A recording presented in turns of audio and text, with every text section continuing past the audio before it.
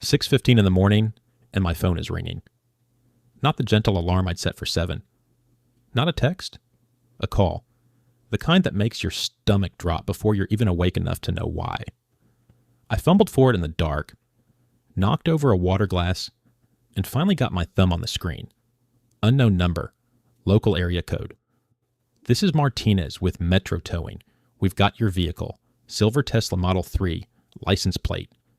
Wait, what? You have my what? Your Tesla, sir. Towed from 1247 Riverside Condominiums at 6:05 this morning. Violation of posted parking regulations. I sat up. The room was still dark. My brain was trying to catch up with my ears. That's impossible. I'm parked in my assigned spot. Well, not assigned, but the EV charging spot. I park there every night. Says here it was in violation of the 4-hour limit in electric vehicle parking. You'll need to come to our facility on Industrial Boulevard with your registration, insurance, and payment. We take cash or card. Lot fee is $385. $385. I was fully awake now. There's no 4-hour limit. I've been parking there for 8 months. There's never been a 4-hour limit. Sir, I just towed them. You'll need to take that up with your HOA. Our facility opens at 7. Have a good day. He hung up. I stood there in my boxers, holding my phone, trying to process what had just happened. My car was gone. My car that I'd plugged in at 11 last night after getting home from dinner. My car that was supposed to take me to work in exactly 2 hours for a meeting, I absolutely could not miss. I pulled on jeans and a shirt and went downstairs. The parking garage was dim, lit by flickering fluorescents that the HOA had been planning to replace for 6 months. I walked to the far corner where the 3 EV charging spots sat against the back wall. My spot was empty. The charging cable I'd left plugged in was coiled neatly on the ground, but that wasn't what made my blood pressure spike. There was a new sign, bright white, corrugated plastic, zip-tied to the post that held the charging station. The text was printed in that aggressive, bold font that screams, "I'm in charge now." Electric vehicle parking, first come. First served 4-hour maximum violators will be towed at owner's expense by order of the HOA board. By order of the HOA board. The HOA board that, as of last month's election, consisted of exactly 3 people. Bob from Unit 402, who never came to meetings, Susan, from 201, who just nodded along with whatever anyone else said, and Karen Mitchell, Unit 507, the woman who'd run for board president on a platform of restoring order and property values. The woman who didn't own an electric vehicle. The woman who drove a black Cadillac Escalade that took up approximately 1.5 parking spaces every time she wedged it into a spot. I took a photo of the sign. Then I took a photo of the empty space where my car should have been. Then I walked back upstairs and called my boss to tell him I'd be late. Then I called an Uber. You know, the tow lot was exactly as depressing as you'd imagine. Chain link fence, gravel, a portable building that looked like it had been dropped there by helicopter sometime in 1987. I paid $385 on my credit card, signed 4 different pieces of paper, and drove my car out of automotive prison. I made it to work at 9:30, missed the meeting. I spent the rest of the day angry. But that night, sitting at my kitchen table with a beer and my laptop, I did something Karen probably wasn't expecting. I started reading the HOA documents, every single page. The notification hit my phone at 6:47 a.m. Not my alarm, a text from an unknown number. Your vehicle has been impounded by Miller's Towing Service. Location, 4382 Industrial Parkway. Please bring valid ID, registration, and payment to retrieve. I stared at the screen for a solid 10 seconds, my brain refusing to process the words. Impounded. My Tesla. The car I'd plugged in 12 hours ago.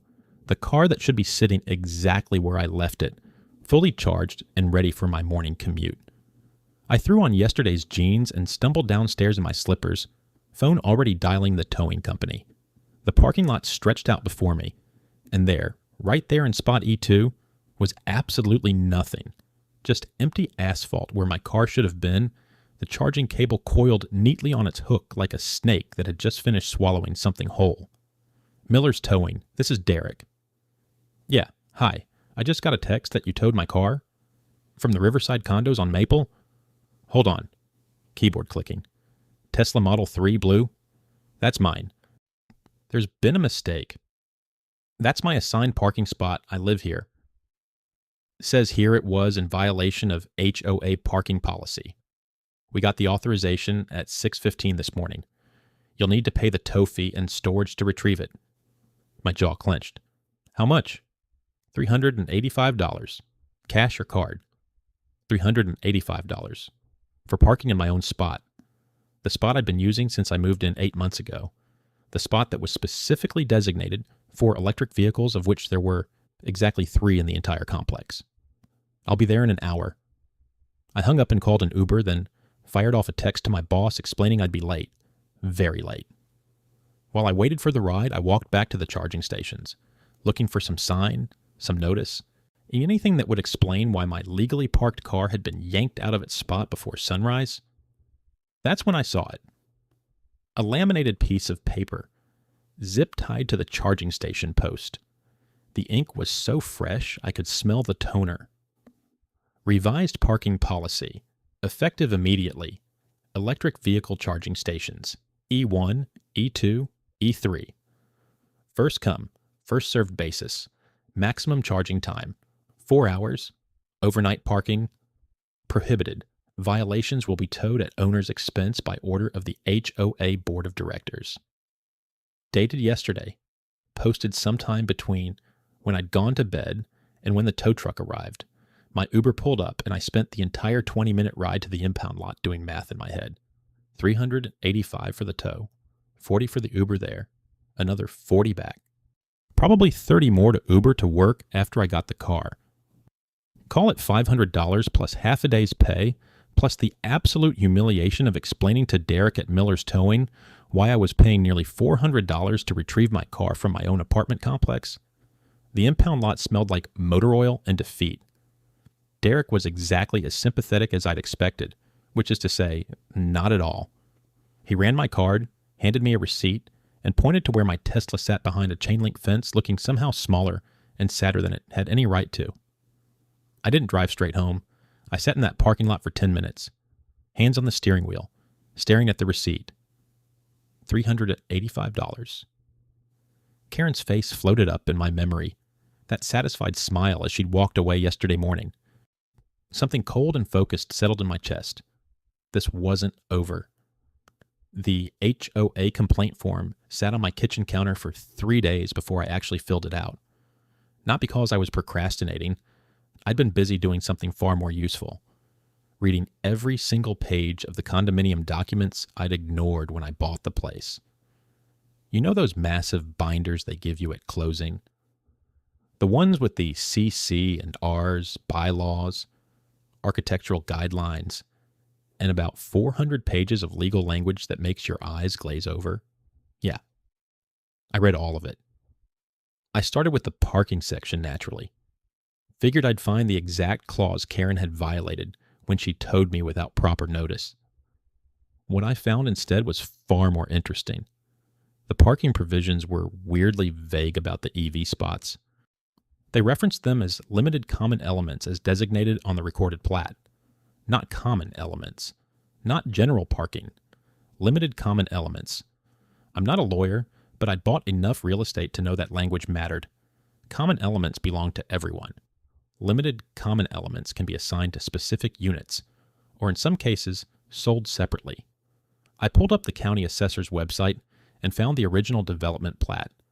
The document was from 2019, when the building was first constructed. There they were, 3 parking spaces, clearly marked EV charging, LCE in blue, separate from the regular parking spaces marked in gray. But here's what made my coffee go cold. Those 3 spots had their own parcel numbers. Separate from the building, separate from the common areas. They were listed as individual parcels, just like the actual condo units. I checked the ownership records. Every single condo unit showed individual owners. Me, Karen, the guy in 4B with the annoying wind chimes. But those 3 parking spots, all 3 listed the same owner, Riverside Development Group, LLC. The developer still owned them. I sat back and let that sink in, Karen had towed my car from a parking spot the HOA didn't actually control. She'd passed a policy governing property that wasn't technically hers to govern. I spent the next 2 hours going down a rabbit hole. Riverside Development Group had a bare-bones website that hadn't been updated since 2020.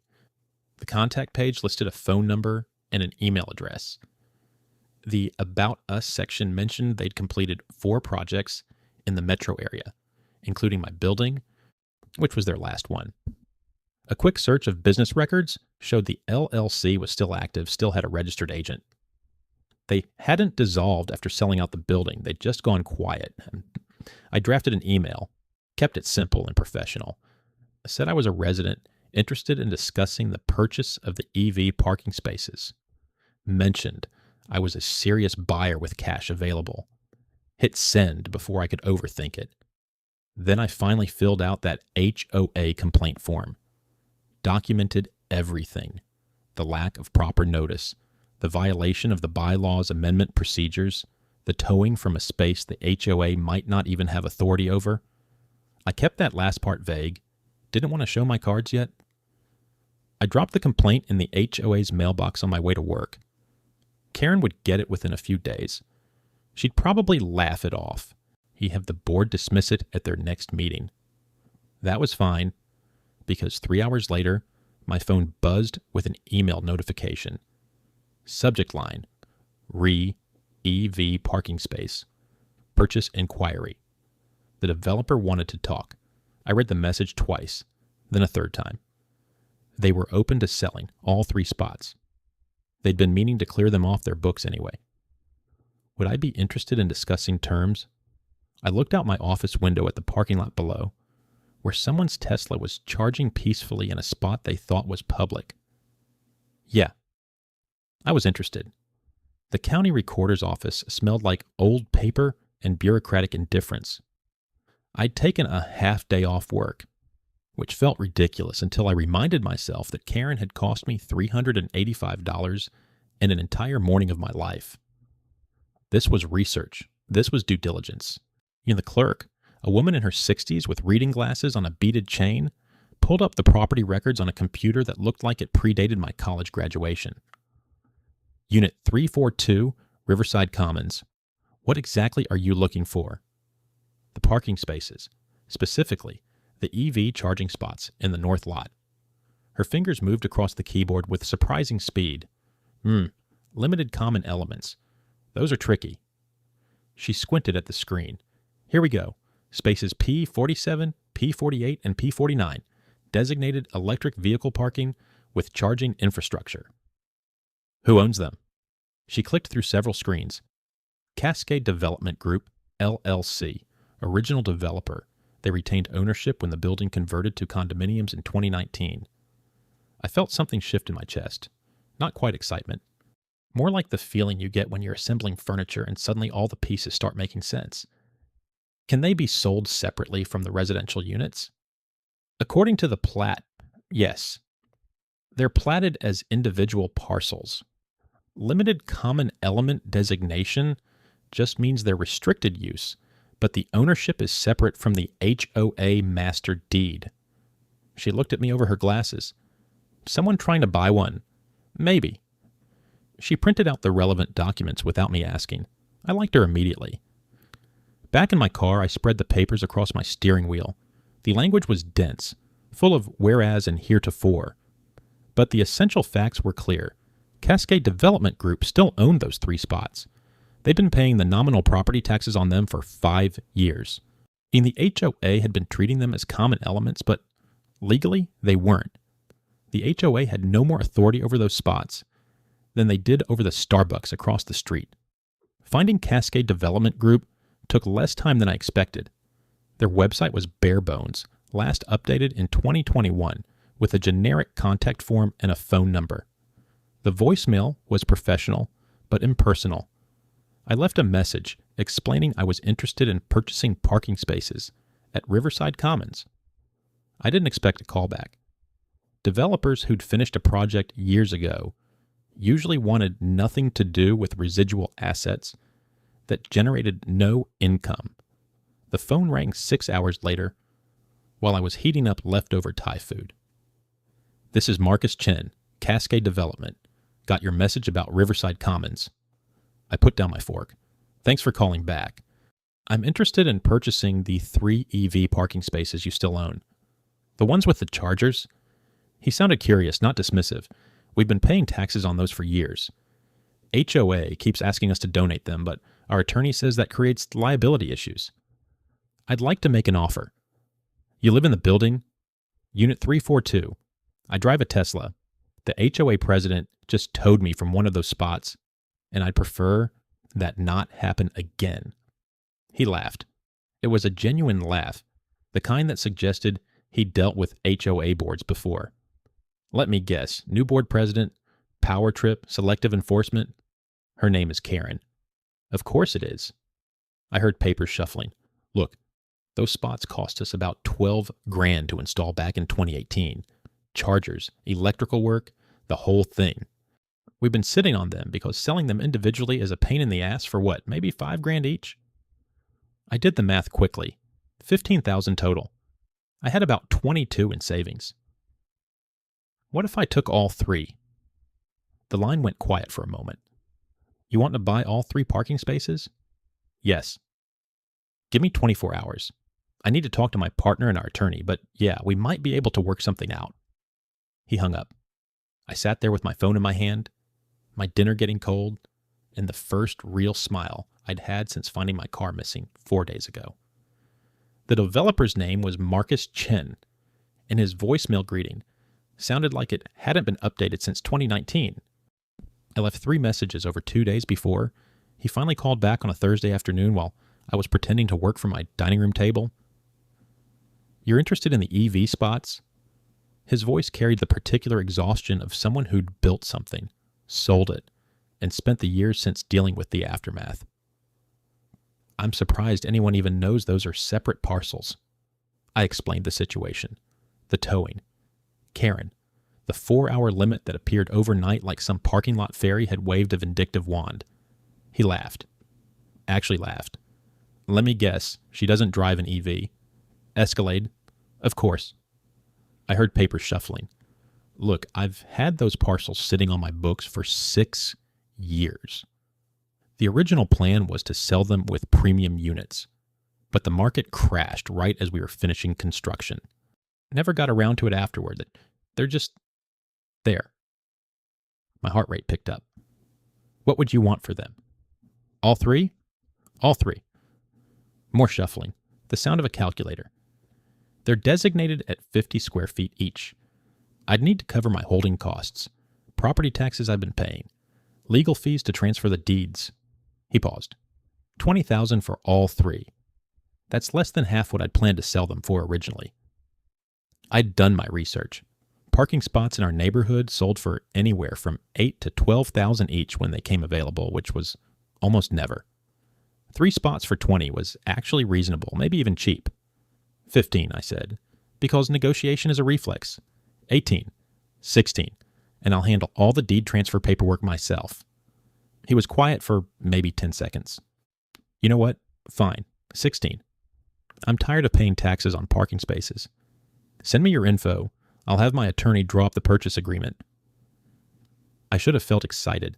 Instead, I felt something colder and more focused. I was thinking about Karen's face when she'd handed me that violation notice.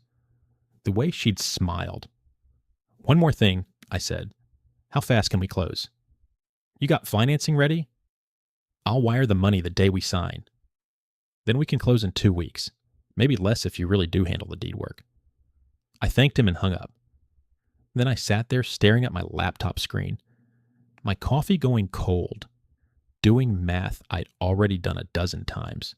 $16,000 for the spots. Another $4,000 or $5,000 for proper charging stations. The good ones, not the basic, level 2 units the HOA had installed. Maybe another $500 for signage, permits, whatever else I'd need. $21,000 to own 3 parking spaces. It was insane. It was possibly the most expensive petty revenge in the history of homeowners associations. I could take a very nice vacation for that money. I could buy a used car. I could invest it and let compound interest do its boring, responsible thing, or I could make absolutely certain that Karen never had power over my parking situation again.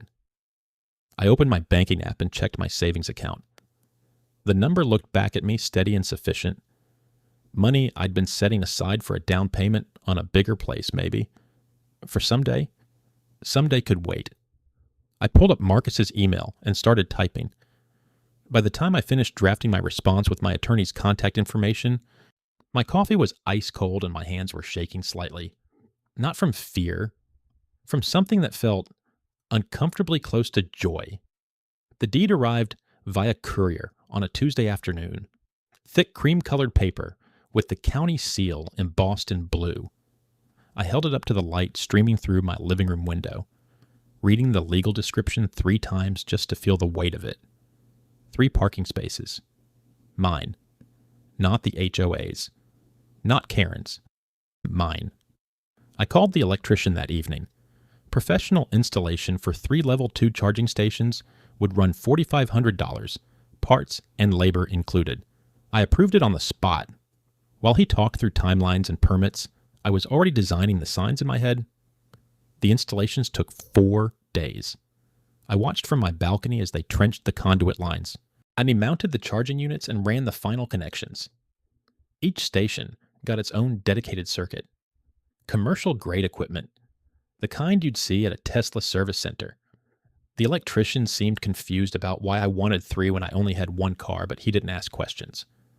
The signs went up on Friday, 12 by 18 inches, reflective aluminum, professionally printed. Private parking, permit required. Unauthorized vehicles will be towed at owner's expense. Below that, in smaller text, the towing company's number. The same company Karen had used on my Tesla, actually. They'd been very interested in my business after I explained the situation. I spent Saturday morning creating the permit system. Nothing fancy, just a simple online form where residents could request access. Name, unit number, vehicle make and model, proof of EV ownership.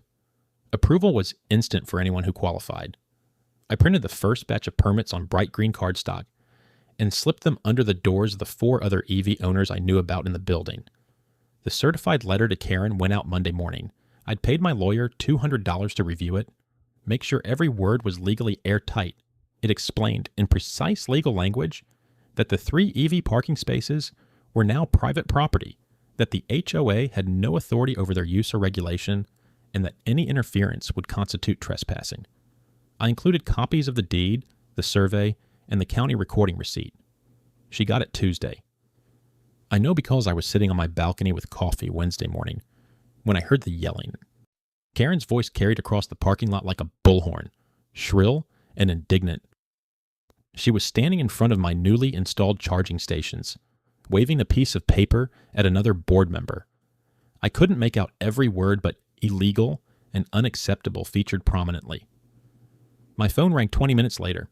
The HOA management company, very apologetic.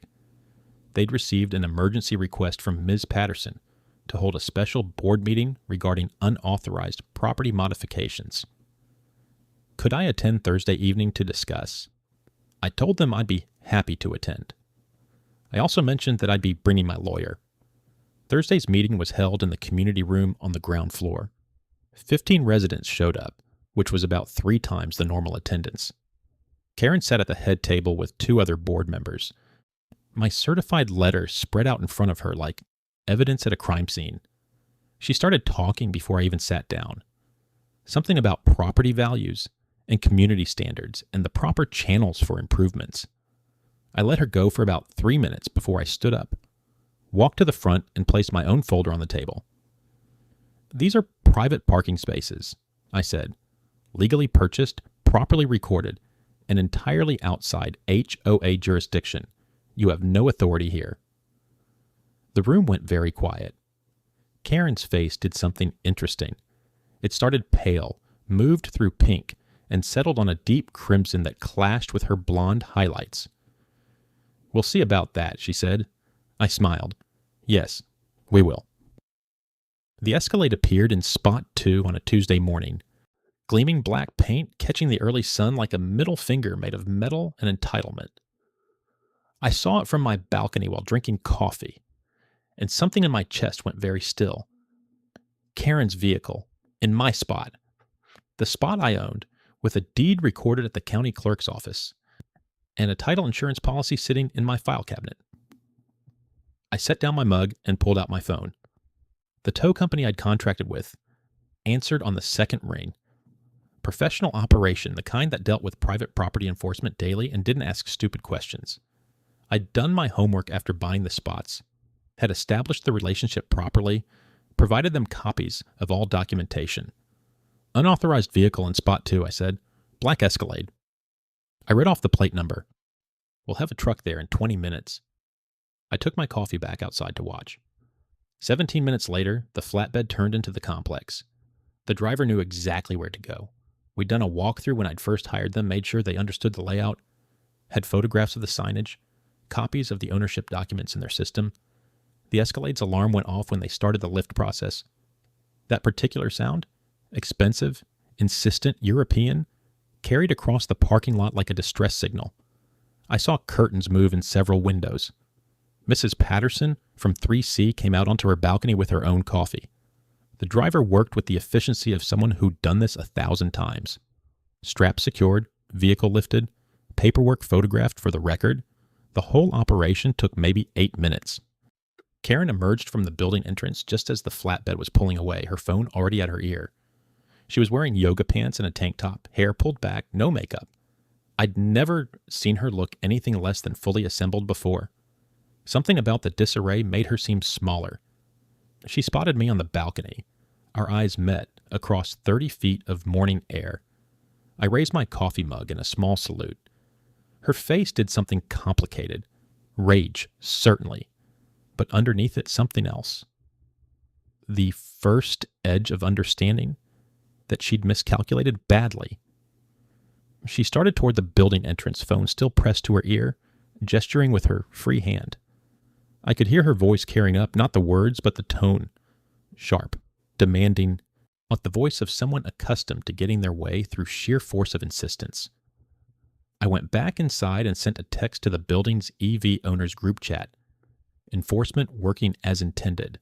Spot 2 will be clear within the hour. 3 thumbs-up reactions came back immediately. The thing about revenge is that it works best when it's perfectly legal. When every step is documented, every action defensible, every consequence exactly what was promised. I'd put up signs. Clear signs. Professional signs that met every legal requirement for private property notification. Unauthorized vehicles will be towed at owner's expense. Karen had read those signs. I knew she had, because she'd complained about them at the last board meeting. The one where she'd tried to claim I needed HOA approval for signage on property I owned. My lawyer had sent a very polite letter explaining property rights. She'd parked there anyway. Not because she needed the spot, not because she had an EV to charge, but because she couldn't stand that I'd won, that I'd found the loophole and exploited it, that her authority had limits she hadn't known existed. Pride costs. Sometimes it costs exactly $385, plus whatever the daily storage fee runs at impound lots these days. I finished my coffee and got ready for work. My Tesla sat in spot 1, charging cable connected exactly where it belonged. Poetic justice tastes better than the most expensive coffee. The emergency HOA board meeting was scheduled for 7 p.m. on a Thursday, which meant Karen had exactly 5 days between her Escalade getting towed and this moment. 5 days to stew. 5 days to miscalculate. 5 days to make everything exponentially worse for herself. I didn't plan to attend. The meeting wasn't about me. It was about the $8,000 legal bill the HOA had just received after Karen tried to sue me personally using association funds. But Marcus texted me at 6:45. You need to see this. I arrived at 7:03. The community room was packed.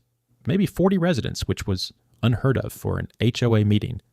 Usually these things drew 6 people maximum, half of them asleep. Karen sat at the board table, her face the color of overcooked salmon.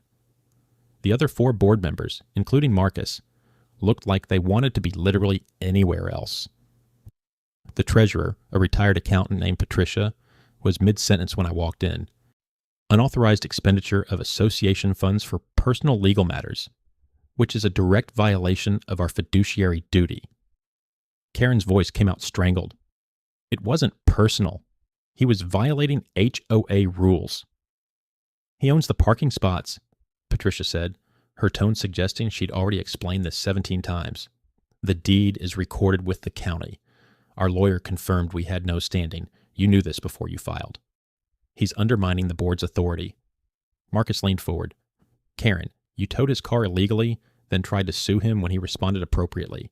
The HOA is now liable for $8,000 in legal fees because you couldn't admit you made a mistake. A resident in the third row raised her hand. Are our dues going up because of this? Patricia nodded. Special assessment. $47 per unit to cover the legal cost. The room erupted. Not quite pitchforks and torches, but close. Karen tried to speak over the noise, something about protecting property values and maintaining standards, but nobody was listening anymore. I stayed in the back, arms crossed, watching the board president, who'd cost me $385 and half a day's work, get absolutely shredded by her own neighbors. The vote came at 7:34. Motion to request Karen's resignation from the board. 4 in favor, 1 opposed. Karen's own vote against herself didn't count for much. She stood up so fast her chair tipped backward. This is insane. I was trying to help this community. I was trying to maintain order. You were trying to win, Marcus said quietly. And you cost all of us money doing it. Karen grabbed her binder and her purse. She looked at me for the first time since I'd walked in. I didn't smile, didn't gloat, just looked back. This isn't over, she said. Yeah, I said. It is. She left. The door didn't slam. It was one of those slow, close hinges, which somehow made her exit even more deflating. The meeting continued for another 20 minutes, mostly logistics about the special assessment and a motion to update the board's legal spending authority.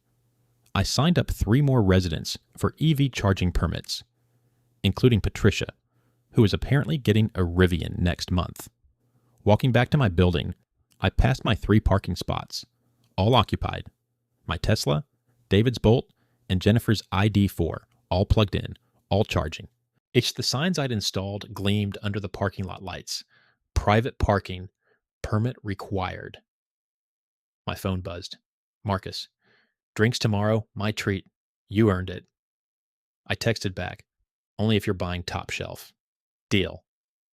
The Tesla's charging indicator glowed green in the darkness.